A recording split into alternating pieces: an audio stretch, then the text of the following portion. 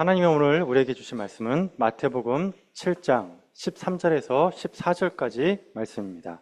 우리 한 목소리로 읽겠습니다. 시작. 좋은 문으로 들어가라. 멸망으로 인도하는 문은 크고 그 길이 넓어 그리로 들어가는 자가 많고 생명으로 인도하는 문은 좁고 길이 협착하여 찾는 이가 적음이라. 아멘. 예수님의 길, 제자의 길이라는 제목으로 말씀을 나누겠습니다. 오늘 본문 말씀을 이해하려면 우리가 누가복음 13장 23절 말씀을 봐야 됩니다. 같이 한번 피겠습니다. 누가복음 13장 23절입니다. 누가복음 13장 23절 같이 한번 읽어보겠습니다. 시작.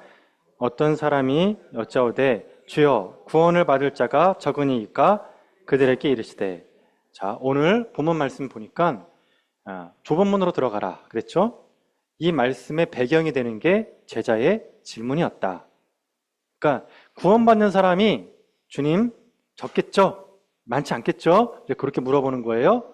그랬더니 예수님이 갑자기 좁은 문으로 들어가라 그렇게 얘기했어요. 자, 그러니까 이게 무슨 뜻이냐면은 제자들은 숫자를 물어봤어요. 적겠죠? 적은 사람만, 소수의 사람만 구원받겠죠? 천국에 들어가겠죠? 그랬더니 예수님은 맞아. 적은 숫자만 들어가. 그런데 그 이유가 뭔지를 설명해 주는 거예요. 그러니까 제자는 숫자로 물어봤고 예수님 뭐죠? 맞아. 그런데 왜 적은 숫자만 들어가는지 이유를 얘기해 주는 거예요. 그게 좁은 문, 협착한 길이에요. 그러면서 23절 말씀이 좁은 문으로 들어가기를 힘쓰라 그랬죠. 거기서 그 이유가 뭡니까? 왜 못 들어가죠? 왜 소수의 사람만 구원받죠? 힘쓰지 않았기 때문에 그렇다는 거예요. 얼마큼 힘써야 되느냐? 마치 권투 선수가 링 위에 올라가면 죽기 살기로 싸우죠. 그렇게 힘쓰라는 거예요. 또 전쟁터에 나간 군인이 죽기 살기로 싸웁니까? 대충 싸웁니까? 죽기 살기로 싸우죠. 죽기 살기로 싸우는 것처럼 힘쓰라는 거예요. 그러니까 왜 사람들이 천국에 못 들어가느냐? 힘쓰지 않았기 때문이다. 얼만큼? 권투나 군인처럼 힘쓰지 않았기 때문에 못 들어간다. 소수만 들어간다. 그 얘기예요. 그러면서 23절 계속 이어가겠습니다. 들어가기를 구하여도 못하는 자가 많으니라. 그렇죠? 이제 들어가려고 마음은 있어요. 나 천국 들어가야지. 천국 가고 싶어. 근데 마음은 있는데 못 들어가요. 왜 그럴까요? 24절. 왜 그렇습니까? 문을 닫아버렸으니까. 문은 닫은 거예요. 그래서 막 두들깁니다. 열어주세요, 열어주세요, 주님. 그랬더니 주님이 뭐라고 합니까? 너희가 밖에 서서 문을 두드리되 주여 열어주소서 하면 그가 대답하여 이르되 나는 너희가 어디서 온 자인지 알지 못하더느라. 뭐죠? 천국문은 이미 닫혔다. 예. 그러니까 언제 들어가야 돼요? 천국문이 열렸을 때. 천국문이 열렸을 때 어떻게 해야 돼요? 힘써 구해야 되는 거예요. 천국문이 열렸을 때. 그래서 여러분, 죽은 자가 지옥에 갔습니다. 그러면 여러분, 죽은 자가 지옥 갔으니까 뜨거운 맛을 알겠죠? 그러면 그 뜨거운 맛을 안 사람은 회개할 수 있습니까? 없습니까? 못해요. 지옥에 들어간 사람 회개할 수 있을까? 없을까요? 못해요. 예. 지옥에 들어간 사람 회개를 못해요. 회개는 언제만 가능하냐? 살아있을 때. 예. 천국문 닫힌 사람은 천국문 두들겨도 못 열어요. 끝까지 찾아야 돼요. 같은 말씀이 어디 나오느냐? 그게 오늘 다시 마태복음 7장을 보겠습니다. 다시. 마태복음 7장 14절에 나오는 거예요. 마태복음 7장 14절 같이 한번 읽어보겠습니다. 시작. 생명으로 인도하는 문은 좁고 길이 협착하여 찾는 자가 적음이라. 같은 말이에요. 찾는 자가 적음이라. 어때요? 안 찾는 거예요, 사람들이.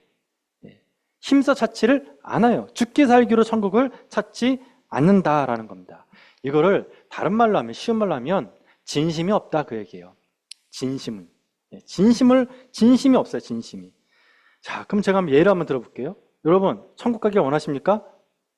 여러분, 이때는 좀 크게 얘기해 주세요. 여러분, 천국 가길 원하십니까? 잘하셨습니다, 여러분. 자, 아멘 했죠? 두 번째 질문입니다. 갑자기 여러분 주무시는데 주님이 그럽니다. 우리 지금 가자. 아멘 하시겠습니까? 예, 목소리가 확 줄었죠? 예, 크게 한번 해보세요. 주님이 오늘 저녁에 여러분한테 귀에다가 얘기합니다. 야, 가자. 지금이다. 아멘 하시겠습니까? 자, 이때 고민이 되면서 얘기를 합니다. 옆에 또 누워있는 배우자가 있습니다. 이때 얘기합니다. 주님, 이 사람부터요. 이 사람 보내고 가겠습니다. 또 주님이 물어봅니다. 그러면 이 사람 보낸 다음에 너 갈래? 그랬더니 얘기합니다. 주님, 저희 교회 교인이 많잖아요. 제가 일단 다 장례 치르고 가겠습니다. 이게 인간이라는 거죠. 그러니까 마음은 어때요? 마음은 천국 가고 싶은 마음이 있어요. 그런데 실상 주님이 물어보면 별로라는 거죠. 이게 우리들의 모습이에요. 진심이 없다는 거예요, 여러분. 진심이 없어요. 그러니까 우리의 마음은, 우리의 소망은 하늘에 있다고 하지만 정작 우리의 소망은 하늘에 있는가? 주님이 가자고 했을 때 아멘하는 분은 별로 없다는 겁니다. 그래서 우리는 대부분 이 땅에 살기를 원한다. 진심이 없다. 예수님은 그걸 뭐라고 했냐면 너희가 힘쓰지 않았다. 적극적으로 구하지 않았다는 겁니다. 적극적으로. 그래서 여러분, 천국 가는 것은 원하지만 하루라도 빨리 가고 싶은 사람은 없습니다. 다시, 천국 가는 걸 원하죠? 다시, 천국 가길 원하시죠? 하루라도 빨리 가길 원하십니까? 그때부터 고민이 된다는 거예요. 그러니까 여러분 진심이 없는 거예요. 힘쓰지 않는 겁니다. 그러면 여러분 이제 이렇게 저한테 질문하는 거죠. 아니 그러면 하루라도 빨리 가고 싶었던 사람이 있었습니까? 있다는 거죠. 그게 누구냐? 바울이에요.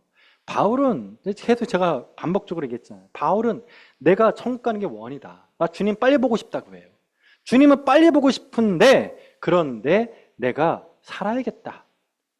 그 이유가 뭡니까? 소명 때문에요. 사명 때문에 사는 거예요. 내가 이 땅에서 할 일이 있겠다는 거예요. 할 일이. 예. 그래서 여러분 이 사명이라는 것은 천국 소망이 있는 사람한테 사명이 드러나는 거예요. 그러니까 난 사명자로 살고 싶다. 그게 진짜인지 아니면 가짜인지를 어떻게 알 수 있냐? 천국 소망이에요. 그러니까 우리는 나의 소망은 천국에 있고 사명은 이 땅에 있는 거예요. 자, 다시 한번 따라하겠습니다. 나의 소망은 어디 있습니까? 천국이에요. 사명은요? 땅에 있는 거예요. 이게 밸런스예요. 만약 이게 동전의 양면처럼 작동하지 않으면 한 개라도 없으면 거짓말이에요. 이 땅에 소망과 사명이 있다? 거짓말입니다. 거짓말. 이 땅에다가 이 땅에 소망과 사명을 두는 자는 가짜예요. 진짜는 여러분, 진짜 신앙에는 소망을 어디에 둔다고요? 천국에. 그럼 난 왜 살아요, 이 땅에? 사명 때문에. 그래서 여러분, 내 사명에 닿으면 죽는 거예요. 그러니까 우리가 왜 사냐? 사명이고. 우리 사명을 다하면 죽는 거예요. 더 살아서 뭐 하시게요? 더 살아서. 주변 사람 힘들잖아요. 빨리 가시길 축원드립니다. 예. 힘들다니까. 주변 사람 힘들게 하지 마시고 사명 끝나면 딱 가는 거예요, 여러분. 깨끗하게. 예. 이게 진짜예요, 여러분. 이게.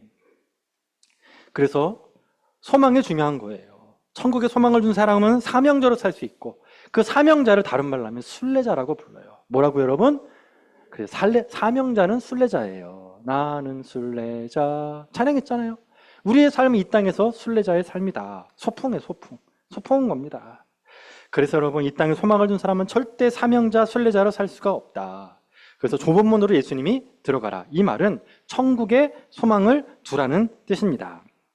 이거를 초대교인들은 뭐라고 그랬냐면 마라나타 신앙이라고 불렀습니다. 그래서 초대교인들은 만나면 얘기했습니다. 마라나타. 무슨 뜻입니까? 주 예수여 어서 오시옵소서. 이게 초대교회 교인들의 소망이었어요. 소망. 네. 그 유대인들은 원래 뭐라고 하냐면 샬롬이라고 불렀잖아요. 샬롬. 평안이 있길 원합니다. 그래서 초대교인들은 마라나타예요. 이게 초대교회의 소망이었다. 모든 사람들이. 근데 여러분 예수님이 그랬어요. 과연 말세에 이런 믿음을 가진 사람들이 있겠느냐 그랬어요. 여기서 말하는 이런 믿음이라는 것이 무엇이냐? 천국을 소망으로 두고 이 땅을 사명으로 살아가는 사람이 과연 몇 명이나 되겠느냐 그 뜻이에요. 자, 그게 바로 오늘 본 말씀 7장 14절입니다. 같이 읽겠습니다. 다시 시작. 생명으로 인도하는 문은 좁고 길이 협착하여 찾는 이가 적음이라. 어때요? 찾는 이가 적음이라. 찾지 않는다, 노력하지 않는다는 겁니다. 여러분, 노아 때 몇 명만 구원의 방주를 탔습니까? 8명. 출애굽 때 애굽에서 나왔던 사람들이 한 200만이었습니다. 그런데 여러분, 가나안 땅, 약속의 땅은 몇 명 들어갑니까? 단 2명. 엘리야 시대 때 100만 명의 사람들이 있었지만 바알에게 무릎 꿇지 않은 사람들은 단 7,000명 뿐이었습니다. 이걸 구약에서 남은 자 사상이라고 부릅니다. 여러분, 우리가 교회에 나온다고 해서 주여 주여 한다고 다 천국에 들어가는 것이 아닙니다. 우리는 구해야만 천국에 들어가는 겁니다. 이건 여러분, 신학적으로 봤을 때 왜 신학적으로 봤을 때 좀 이상하지 않... 여러분, 신학보다 더 중요한 것은 예수님의 말씀이에요. 예수님 분명히 얘기하셨어요. 구하라, 찾으라, 두드려라라고 말씀하셨습니다. 주여 주여 한다고 다 천국에 들어간 것이 아니라고 그랬습니다. 예수님은 정말로 좁은 길을 걷는 자, 구하는 자, 그런 자에게 천국에 들어갈 수 있다고 말씀하신 겁니다. 여러분, 좁은 길의 반대말은 뭘까요? 그거를 다른 말하면 대도무문이라고 부릅니다. 대도무문. 왜 그러냐? 큰 길에는 문이 없다. 그 얘기예요. 좁은 문, 좁은 길. 반대로 하면 대도무문. 자, 여러분, 산이 안에 딱 봅시다. 산의 꼭대기는 몇 개 있습니까? 한 개밖에 없죠. 근데 그 꼭대기를 향해 가는 길은 몇 개나 있을까요? 수없이 많아요. 이걸 뭐라고 하면 종교 혼합이라고 불러요. 종교 혼합. 그래서 선대들이 가장 헷갈려하는 게 뭐냐면은, 가장 헷갈려하는 게 베타성과 베타주의를 헷갈려요. 베타성과 베타주의. 이게 무슨 뜻이냐면 이겁니다. 당신의 종교가, 당신의 믿음이 알라가 됐든 브라만이 됐든 상자가 됐든 누구를 믿어도 괜찮다. 결국 다 똑같은 일입니다. 종교와 호칭만 다를 뿐 꼭대기는 하나다. 구원의 길은 하나밖에 없다. 결국 다 구원받는다. 이걸 종교 혼합이라고 하는 겁니다. 근데 여러분, 예수님은 뭐라고 하셨습니까? 구원에 이르는 길은 하나밖에 없다. 그게 뭐냐면 나는 길이요 진리요 생명이다. 나로 맘지 않고서는 아버지께로 갈 자가 없느니라 그랬어요. 내가 아니면 꼭대기에 갈 수가 없는 거예요. 없는 거예요. 근데 사람들은 얘기합니다. 교회가 너무 배타적이야. 너희만 구원했냐? 그러는 거예요. 너희만 구원했냐? 아니다. 너는 너무 배타적이다. 여러분, 이거에 대한 반론이 이겁니다. 반론. 여러분, 이 세상에 지금 인구가 몇 명입니까? 80억입니다. 80억. 많이 늘었습니다. 제가 소수점만 해도 60억이었습니다. 근데 확 늘었어요. 80억이에요. 그러면 남자가 몇이고 여자가 몇입니까? 40억? 40억이에요. 그럼 여러분, 결혼이라는 게 뭐예요? 결혼. 내가 한 사람을 선택했어요. 그러면 어때요? 나머지를 포기하는 거예요. 이걸 기회비용이라 그러죠. 기회비용. 한 사람을 선택했는데 나머지는 포기하는 거예요. 근데 어떤 남자가 있었습니다. 그 남자는 이렇게 얘기합니다. 나는 너만 사랑하지 않아. 나는 배타적이지 않아. 나는 포용력이야. 나는 이 40억 남은 여자를 다 사랑해. 이런 사람을 우리는 뭐라고 부릅니까? 바람둥이라고 하죠. 왜 너는 나를 이렇게 배타적인 사람으로 만들어? 날 좀 포용적으로 하는 사람, 왜 날 자꾸만 너 한 사람한테 묶어? 난 너만 사랑할 수 없어. 옆집 사람도 사랑해야 되고, 쟤도 사랑하고, 난 다 사랑해야 돼. 여러분, 어때요? 배타적이에요? 포용적이에요? 포용적이잖아요. 예. 이게 아니라니까, 여러분. 우리의 신랑은 누구예요? 여러분 신랑은 누구예요, 여러분? 예수님밖에 없어요. 나의 신랑은 예수님밖에 없어요. 그러면 예수님을 선택하면 나머지는 어때요? 내 신랑이 아니지. 그걸 배타성이라고 그래요. 배타성. 하나를 선택하면 나머지는 포기하는 거예요. 예수님이 나는 나 외에는 아버지께 갈 자가 없다. 그러면 그거 믿고 가는 거예요. 그게 배타성이라고요. 그래서 여러분, 이 구원의 길은 딱 하나밖에 없다. 오직 구원은 누구밖에 없습니까? 예수님밖에 없다는 겁니다. 그래서 천국으로 가는 길은 오직 예수님뿐이다. 그럼 제자의 길은 뭐냐? 제자의 길. 예수님의 가신 길을 따라가는 것이 바로 제자의 길이에요. 그걸 제자도라고 부르는 거예요. 그러니까 우리 모두는 지금 예수님이 가신 길을 가는 제자입니다. 제자도의 삶을 살아가는 겁니다.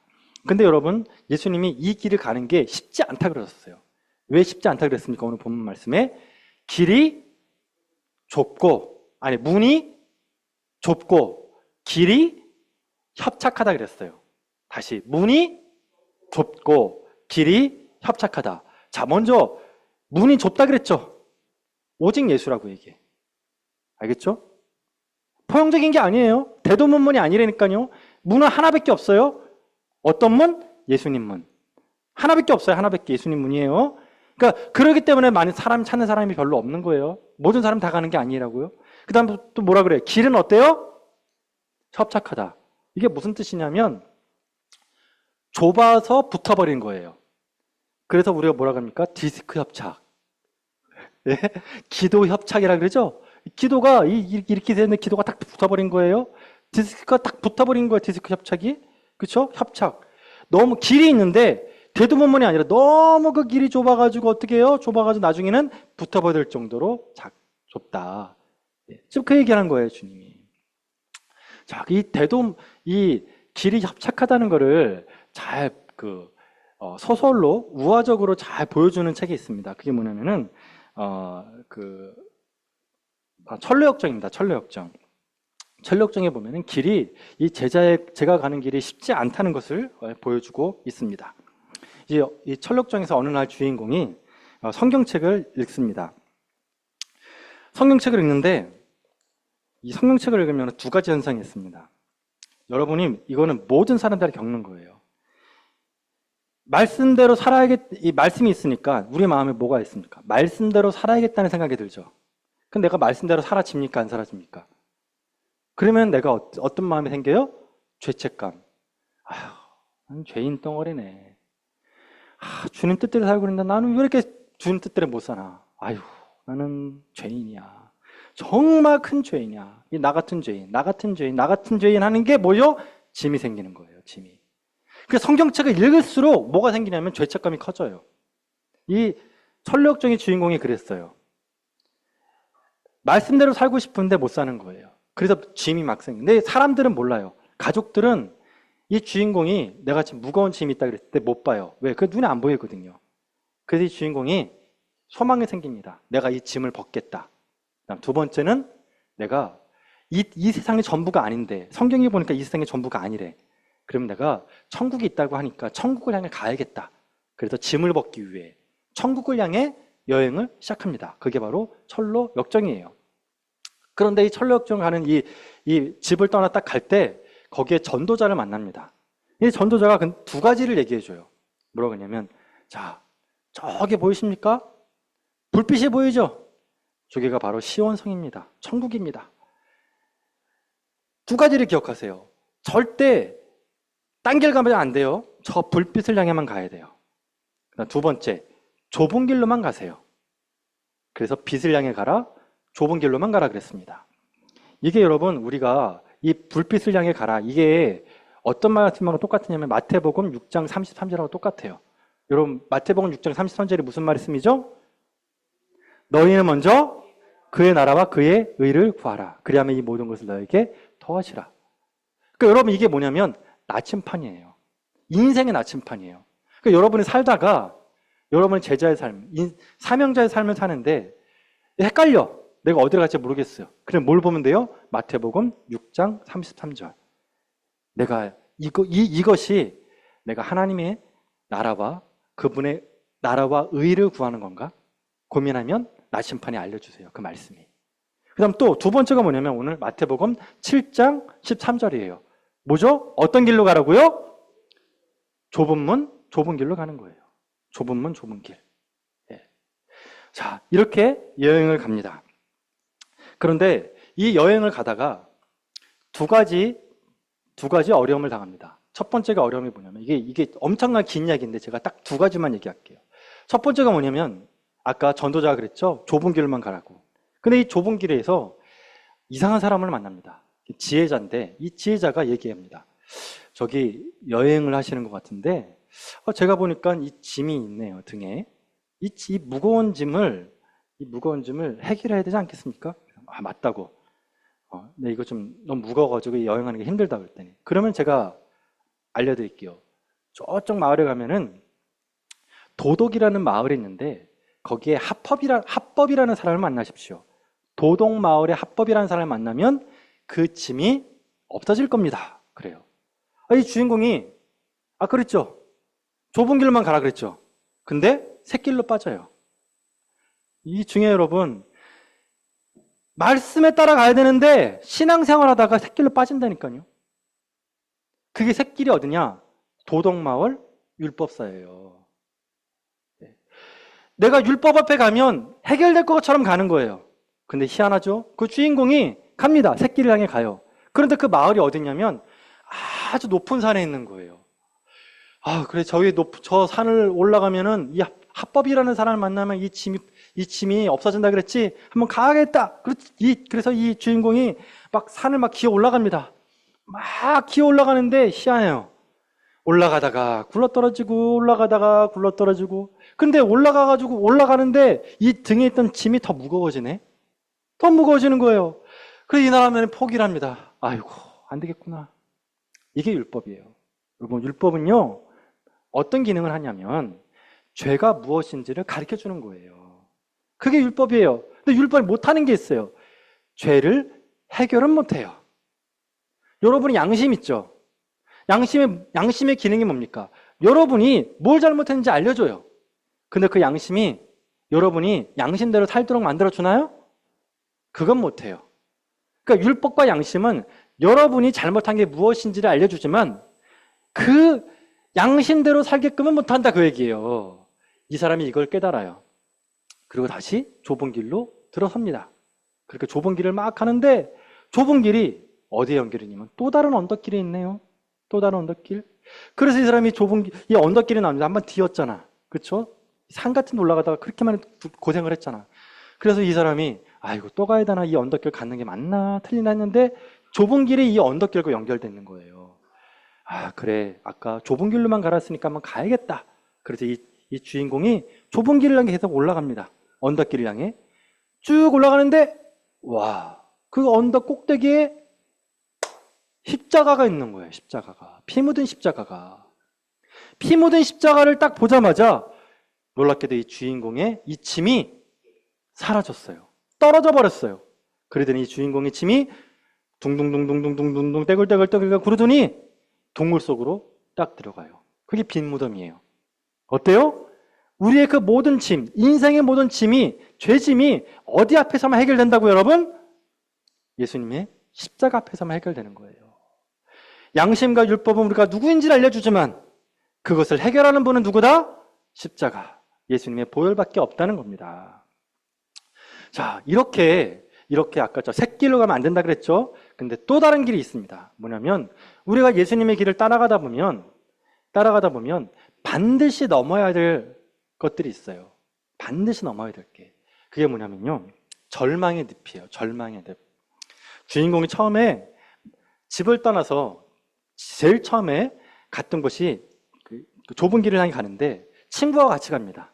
친구와 같이 가는데 늪에 빠져요. 근데 그 늪이 절망의 늪이에요. 여러분 신앙생활 하다가 절망의 늪에 빠지는 경우가 꽤 많아요. 그래서 이 절망의 늪에 빠졌던 친구는 어떻게 됐냐? 야, 천국에 좋은 건 아는데 이렇게 험한 길이면 나 안 갈래. 그리고 다시 돌아가요. 여러분 신앙생활 하다가 그만두신 분들 있죠? 그렇죠? 절망에 빠져도 그만두시는 분 있죠? 딱 이런 거예요, 여러분. 여러분 신앙생활 하면 반드시 겪어야 되는 게 뭐라고요? 절망의 늪이에요. 그래서 이 주인공이 얘기합니다. 아니, 이 절망의 늪을 좀 없애면 안 됩니까? 그랬더니 도우미라는 사람이 나오는데 그 도우미가 얘기합니다. 하나님도 이 절망의 늪을 메우려고 무던히 노력하고 했지만 공사를 하면 다시 늪이 생기고 공사를 하면 다시 늪이 생기더라. 이거 어떻게 안 된다. 이 늪은 반드시 통과해야 될 늪이다. 여러분, 제자의 길은 반드시 뭘 통과해야 된다고요? 절망의 늪이에요. 절망의 늪을 통과하지 않으면 십자가의 길을 갈 수가 없어요. 제자의 길을 갈 수가 없는 거예요. 그리고 두 번째 통과해야 될 길이 있습니다.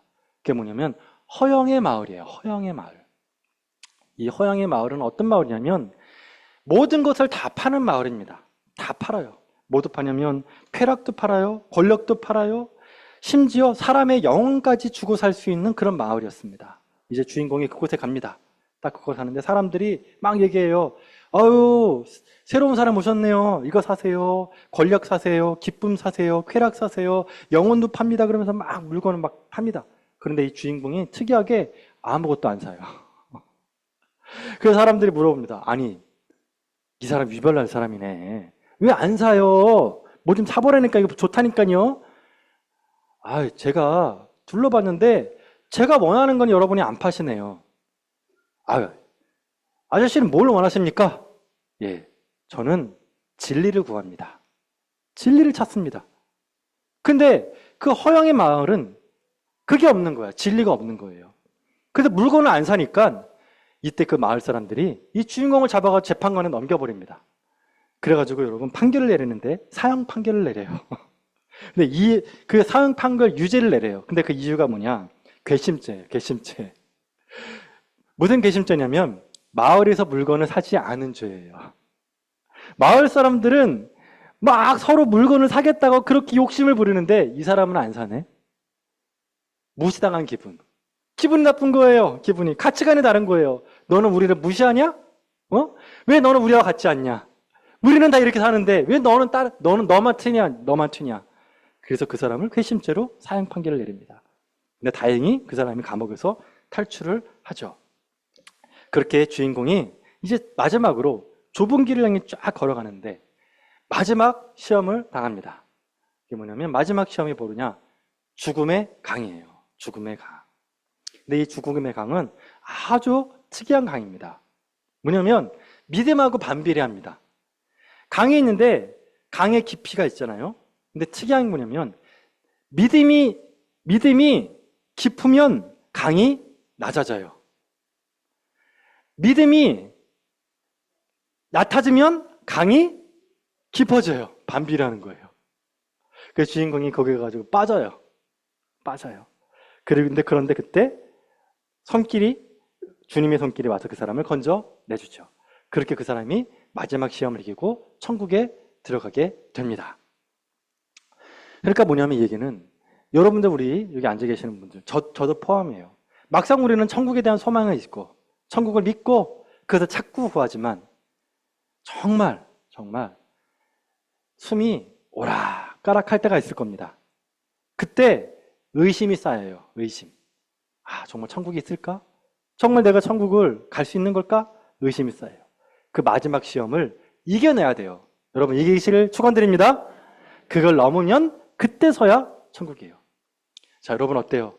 지금 제자의 길, 좁은 길을 막 가는데 순례자의 길을 가는데 별의별 일이 다 있었죠. 샛길로 빠지기도 합니다. 그리고 좁은 길을 가려면 무조건 거쳐야 하는 곳들이 있습니다. 절망의 늪, 허영의 늪 같은 것들이 있습니다. 허영의 마을 같은 데 있습니다. 근데 거기서 보면 대부분의 사람들이 어디에서 여행을 멈추냐? 절망의 늪에 빠져서 다시 돌아가요.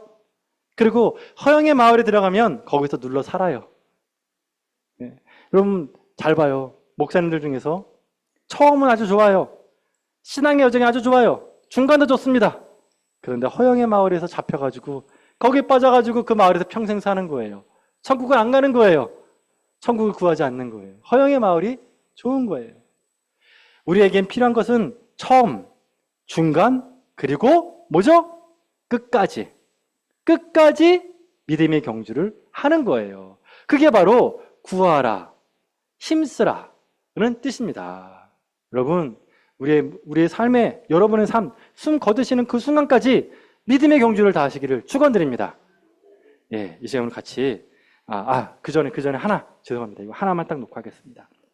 예입니다. 우리 민속 노래 중에서 뭐가 있냐면 줄타기가 있어요. 줄타기. 그죠? 줄타기.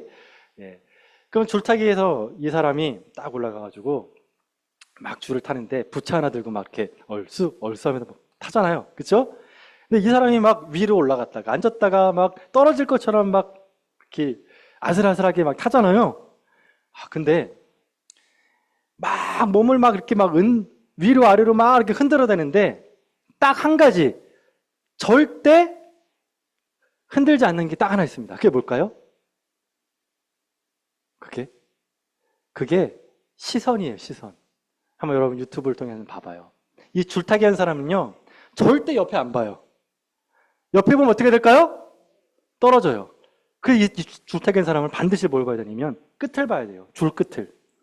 줄 끝을 계속 뚫어지게 봐야지만 아무리 위로 아래로 오른쪽 왼쪽으로 가도 이 끝에를 딱 보기 때문에 절대 안 떨어지는 거예요. 이 시선만큼은 고정이에요. 그게 아까 말씀드렸던 마태복음 6장 6절이에요. 너희는 먼저 그의 나라와 그의 의를 구하라. 좁은 길을 향해 쭉 걸어가는 거예요. 그게 협착이에요. 여러분, 줄보다 더 작은, 줄보다 더 협착된 길이 있겠습니까? 없죠. 그쵸? 그러니까 우리 인생은 줄타기 같은 거예요. 신앙생활 하다가 보면 중심을 잃을 때가 있어요. 새길 빠지거나 넘어지거나 눌러 앉을 수 있어요. 하지만 그때 다시 딱 봐야 돼요. 끝을. 나의 소망을 어디에 두라고요? 천국. 나의 소망을 어디에 두라고요, 여러분? 천국. 우리는 누굽니까? 천국 시민. 천국 시민이에요. 그리고 이 땅은 우리가 왜 산다고요? 사명 때문에. 이유가 있기 때문에. 하나님 나에게 주신 미션이 있어요. 그 미션을 수행하기 위해서 이 땅에 사는 거예요. 이 두 가지를 꼭 기억하십시오. 그럼 여러분 좁은 길을 걸어갈 수가 있을 겁니다. 같이 시간 통성으로 기도하겠습니다.